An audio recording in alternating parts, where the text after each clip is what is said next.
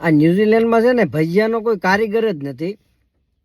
ખબર નહીં કેમ, કોઈને વિઝા નહીં ત્યાં હોય કે શું હોય આપણને ખબર નથી, પણ અહીંયા આળો કે કારીગર જ નથી. કુંભણિયા બનાવે ને એવો અમે હાથે બનાવી, પણ એ જે ઓલો કારીગર બનાવે એવા તો અમારથી બને જ નહીં, ગમે એવું નાખવી તો.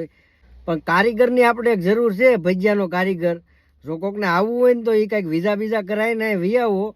આપણે આ ભજીયાનું ચાલુ કરવું છે. કુંભણ કાંકરિયા એક ભાવનગર જિલ્લાનું ગામ છે. ત્યાં જુવાનડા કે જેટલા માણસો છે ને એ બધા એમ કે છે ઘરે ઘરે કારીગર છે બધા ભજીયાના. તો એ કુંભણ ગામમાંથી એકાદો ખાખરિયામાંથી એકાદો નીકળો ભાઈ, અહીંયા આવો અને આ વિઝા કરાવીને. વિઝાનું તો હું કાંઈ કરી નથી શકું, એમ વિઝા તમારા હાથે જ કરવાના છે. પણ તમે એકાદા વિઝા કરાવીને અહીંયા આવો, આપણે ભજીયાનું ચાલુ કર્યું. અહીંયા કુંભણિયાનું કારીગર જ કોઈ નથી. પટ્ટી બટ્ટી આ કાંઈ હાળું એ બધું થાય, પણ એ બધું કેવું કે તેલ પી જાય ને એવું બધું અમારથી કેવું થાય, અમે કાંઈ કારીગર તો સેવી નહીં.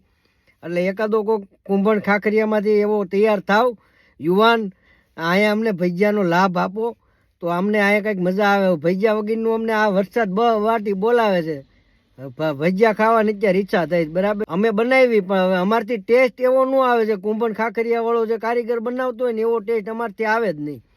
એટલે એકાદો કુંભણ ખાખરિયામાંથી આ વિડીયો મોકલો અને કુંભણ ખાખરિયામાં જે રહેતા હોય તમારા હગાવાલા એટલે કે ભાઈ અહીંયા એકાદો ન્યુઝીલેન્ડમાં જાઓ વિઝા કરાવીને, અને અહીંયા આપણે છે ને ભજીયા બનાવીને બાકા ચીકી બોલાવી દેવાની છે. એમ જો આ ચોમાસામાં વરસાદ આવતો હોય ને એટલે તમે એકાદો તૈયાર થાવ તો તમે મને અહીંયા આવીને મળજો. પછી આપણે એકાદું કંઈક ચાલુ કરીશું, દુકાન કંઈક લેવું અને ભજીયા કુંભણિયા પટ્ટી મેથી ગોટા અને બટેકા પૂરી બધું આપણે ચાલુ કરવાનું છે.